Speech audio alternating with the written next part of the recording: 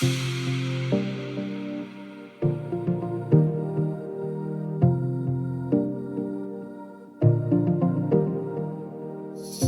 and welcome to GreenFleet Talks. My name is Kate Armitage and I'm your host for our discussion today, and I'm delighted to be joined by Sarah Blackburn, who is Chief Commercial Officer at Calisen.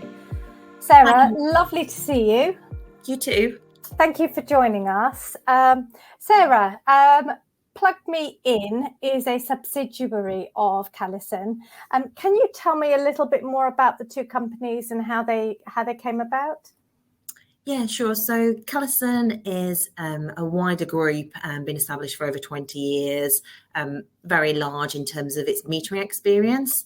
A few years ago, we set up Plug Me In as a subsidiary, and that's now our EV division, doing really well, leaning into our energy and our operational experience, and established itself as a leading EV installer.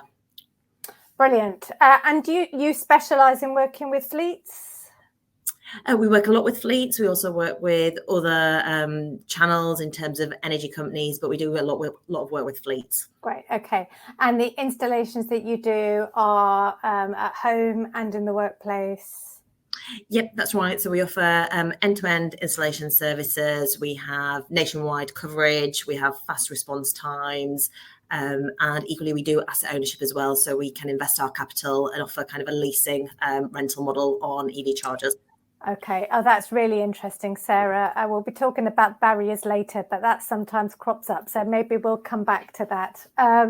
Okay. So today, Sarah, you and I are going to be discussing the transition to electric fleets. We'll be considering some of the barriers to adoption and the important role the government must play.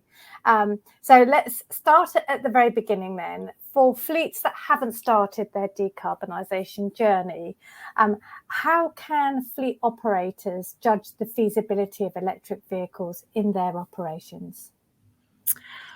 Firstly, what I would say is actually from a fleet operator's perspective, you have a great opportunity to help with decarbonisation. So whilst you might be looking at this and thinking, oh, this is a challenge, we've got to change our ways of work, don't miss the great opportunity they've got to make a real difference to their company's net zero targets and actually our country's targets. If we can convert their fleets to EV, it's possible. It's not easy. It will be a challenge, but actually if you can look at it as an opportunity in order to be able to really do something that will help the country reach its net zero targets, I think that's the way I would first of all look at it as an opportunity to firstly be forward thinking in terms of your fleet, hopefully reduce your costs over time, but equally bring along your workforce and your customers in terms of what a great opportunity it could be to transition your fleet from currently diesel to electric. But in terms of, what should you be thinking about? I think first of all, think about, the size of your fleet and at what point in time you want to be fully electric, and think about actually how much you want to convert each year in order to get to that, to start with an overall plan. And that will give you a good idea in terms of what you need to do over what period and the planning that will need to go in place to get there. If you're targeting 2030, I would say really start now, where, decarbonising our own fleet. So we've got a fleet of around 350, 400 vehicles. Actually, with our knowledge and with our in-house experience, we've still got a very thought out plan in terms of when we need to place the orders, how we need to engage our drivers, what we need to think about our charging infrastructure in order to be able to get there. I think in terms of more specifics, I think I would be advising people to think about, your van types, availability of those vans, what kind of mileage your drivers are doing, also what areas are they doing, because actually it might make more sense to convert your fleets in areas where they're in city centres, they're starting to get hit by congestion charges and green charges. Think about the loads that they're carrying. Can you use this as a time to think about actually what is the right thing that's on the van, because often things have been included in the van, they weigh quite a lot, that could impact your mileage. Think about what racking you have. Is there a way to make that lighter? Look at how you can change that now. Also think about kind of the logistics. So actually you've got a fleet that's operating, it's providing a resource for a business. actually including transitioning to EV, you need to think about actually how does that work with my scheduling potentially? Do I need to think about when my drivers will charge, how efficient that charging can be, and also how you're going to do the billing side. So actually, if you are using a fleet card, there are systems out there that can be used in order to compensate the driver for the energy that they're using. I think the other thing I would say is really think about the information journey that you have with your drivers. There can be a lot of resistance to EV charging, sometimes for good reasons, sometimes actually for misinformation and people just being scared of the change. I think really use it as think about your marketing side. Can you get some ambassadors, some kind of early adopters in terms of your driving that can then get the good message across to your fleets of actually this is a positive thing that you're doing. It's helping the environment, it's helping the company, and actually it's no real inconvenience once if you make sure you put the plan in place. Gosh, Sarah, absolutely stacks there. I mean, I think the engagement with the drivers and the employees is crucial, really winning their hearts and minds. And you also mentioned, thinking about how this is going to fit operationally in terms of, duty cycles and schedules and those kind of things, which is absolutely right. I think with any fleet, it's fair to say that you can probably find low-hanging fruit where it will just be a pretty much straight swap from an ICE vehicle to an EV. And there will be other vehicles that it'll be much harder, and that probably will require some operational change as well. So really, really great points that you've made, but particularly the operational considerations are huge. Great. Now, within those operational considerations, Plug Me In, of course, offers recharging solutions for the workplace, recharging solutions for employees who want to charge at home, which is great. But occasionally, there may be a requirement to depend on the public charging infrastructure, which has come in for some criticism because a lot of EVs have come onto the road in the last 12 months. The infrastructure is expanding, but some would say not fast enough. What's your view on this? So I converted to an EV car earlier this year, and I think I had the same anxiety of actually when I was doing a long journey, would I be able to use the public charging network? I have to say that I've been pleasantly surprised in terms of actually the confidence I have in terms of driving long distances. Yes, there will be the odd charger that isn't working, maybe the odd charger where it's a busy period of time, but I think what I'm concerned about, because I'm really keen that actually we hit net zero, that you get, bad press out there that then overtakes actually the good press, because actually, people are seeing, you watch the programs, on the BBC, where actually all you get is the negative stories in terms of charging, and actually we're not getting that balanced account out there in the public, and that's putting people off converting. So I'm really keen that actually the industry, everybody gets together and actually, actually, if it's not a problem, you're not finding it's a problem, make sure that we're getting that press out there so that you're not putting people off just by them reading planted news stories in terms of those odd occasions at Christmas when everything's busy. I think everyone has a part to play in making sure we get good education out there, as well as being realistic about, there are improvements that can be made. In terms of what can the industry do, I think generally it's doing well. You've got new chargers coming on all the time. You've got more, banks of chargers in terms of that availability. But we've really got to focus on making sure it's reliable. So actually, if things break, that they are maintained. I think also education. So outside Plug Me In, I didn't really know very much about EV charging. And actually, you've got to remember, there's still quite a lot of acronyms out there. People don't know actually, how do I charge? What app do I need? Can I use this with my EV charger? At the weekend, I was coming back from Northumberland. I was at an Instavolt, and there was kind of an elderly gentleman that had kind of converted to a Renault car, and actually he was like, "Oh, can you help me?" He could barely use an iPhone, but actually I was pretty pleased. Converted and actually just helping everybody with their education, because there's a lot of acronyms out there. We need to make sure it's easy for people to charge, because I think there are occasions where people assume the charger isn't working, but actually they just don't know how to use it. Yep. And then I think lastly, it's just keeping up with the demand. So as we're seeing more and more people converting to EV cars, making sure that the network keeps up with that conversion. Yeah. It's interesting what you were saying about the driver education, because it's something that crops up on forums quite a lot. A lot of people aren't being shown how to recharge the car when they take delivery of the vehicle. I mean, these are fairly basic things where we're letting ourselves down as an industry, really. And then they go to a rapid charger with a CCS and they don't know that they have to unplug the bottom, and they're going, well, it doesn't fit. I've heard that quite a few times. And your point about the press, negative press, and they do love a bad news story, I have to say. Almost exclusively, the naysayers don't have or have never driven an electric vehicle. When it's very rare that you find an EV owner saying yes, it's a nightmare.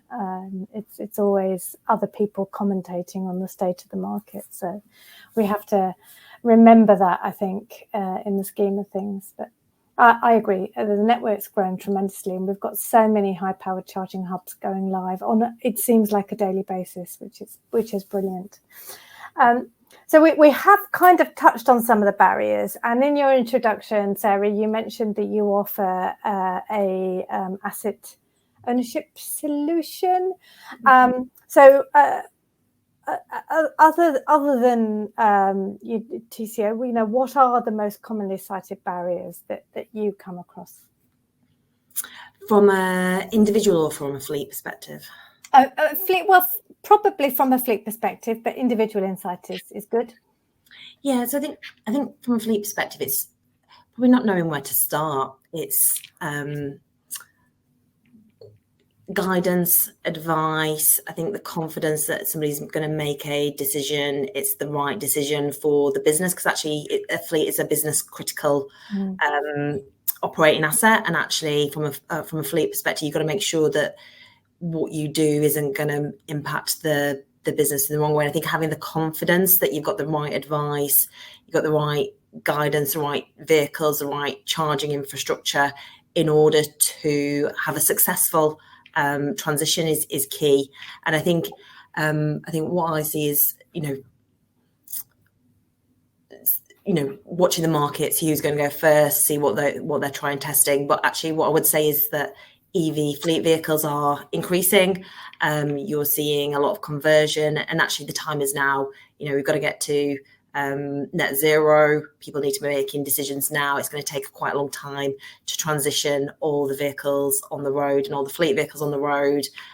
Really do start now. Start your planning now. If you need advice, please reach out. Plug me in. Other companies in the industry will guide you through that. There's lots of services and solutions out there. In terms of the capital side, I mentioned we offer a product where we will install a EV charger or a fleet of EV chargers, and we can rent them to the company to take that barrier out. And there are other solutions out there. I mean the rental of the hardware, I think, will become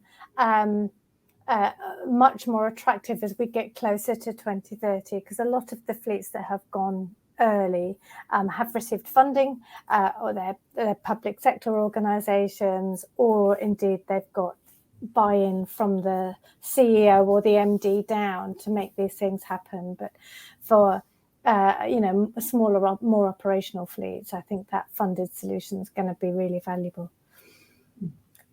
Sarah, let's talk about government intervention and how important that is in the transition.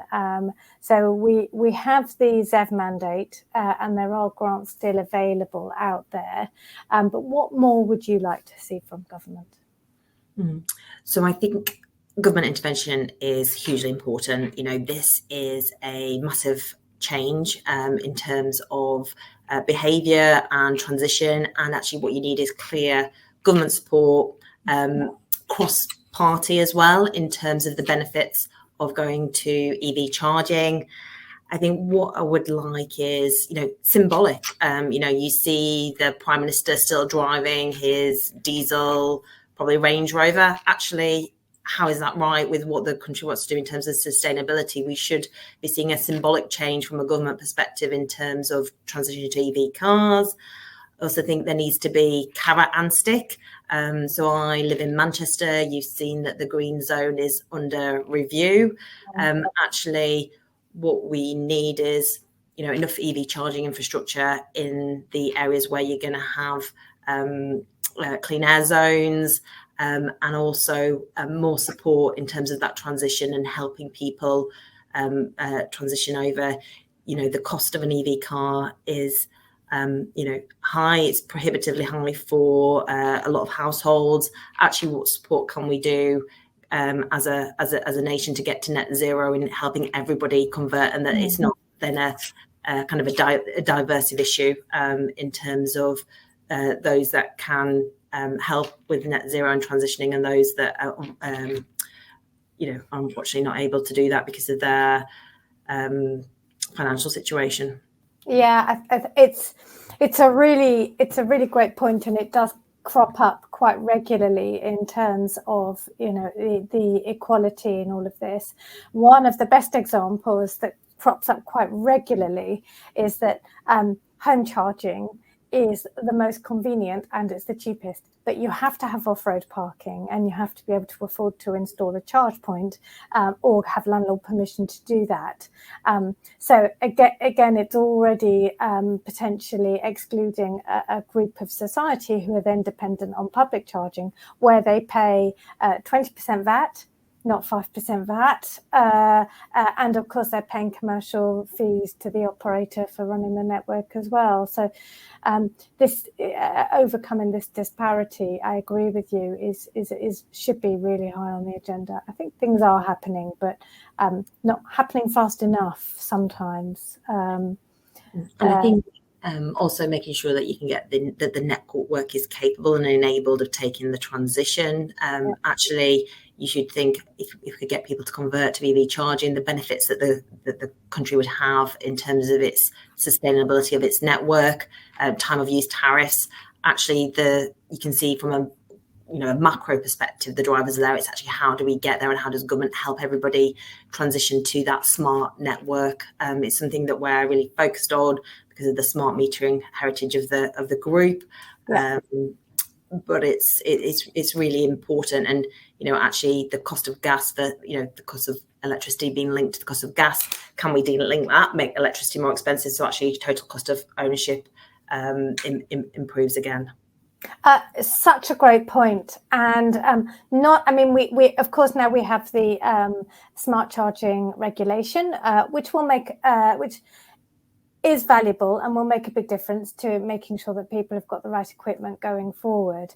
But the importance of smart charging to provide stability to the grid and potentially in the future lead to vehicle to X or vehicle to grid charging, also really, really important.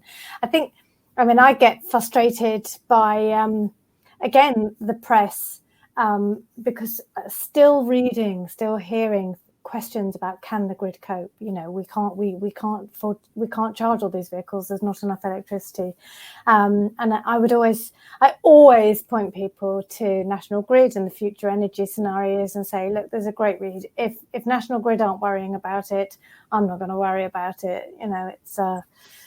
But it would be great to hear more from government about smart charging and actually the valuable positive contribution that electric vehicles can have on the grid.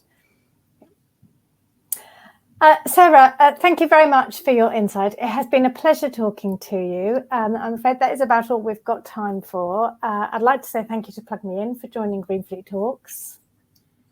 Thank you, Kate. It's been a pleasure. It's been a pleasure. And of course, thank you for watching. Please tune in to GF365 again soon.